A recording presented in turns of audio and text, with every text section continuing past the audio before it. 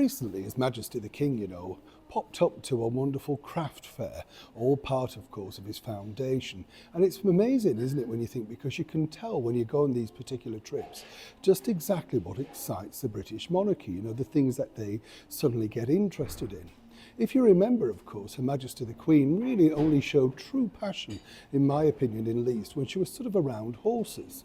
While, of course, the Queen Mother, well, she seemed to really enjoy the world of variety, show business and entertainment, loved being around the stars that simply could make her laugh. Princess Anne, again, very much into the world of horses. But it was fascinating to find this out about His Majesty the King, and it's just a short sort of a kind of insight into what you find when you're covering these events. Let me explain.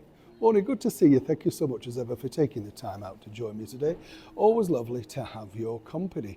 As I said, when you cover royal events, you get up close, you see them, and you kind of understand where they get particularly passionate about certain things. Like, for instance, Camilla, our Queen Camilla, she truly loves the world of dogs, cats and any animals.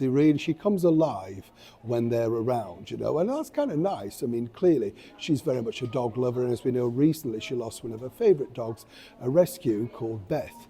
And let's not forget, she had a wonderful relationship with a comedian and TV star that really fronted a programme that showed the world of how difficult it is to look after a dog, and more importantly, when they don't look after them. And that's truly how they bonded.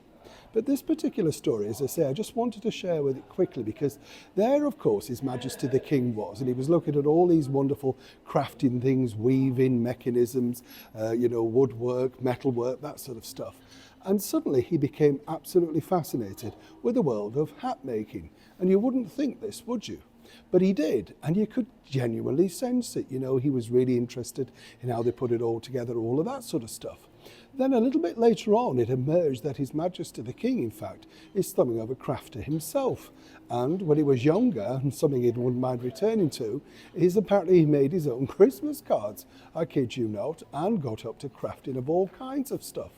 Apparently he was introduced to this by Camilla, and the reason why he wanted to highlight this particular genre, which you can understand, he says it's therapeutic, it's a great way of making friends, and then of course as you're sitting around maybe crafting together, that sort of stuff, you have conversations that really take you into another dimension, but more importantly, take away from your troubles. And he said he feels sorry for the fact that so many people nowadays consider this to be rather old-fashioned.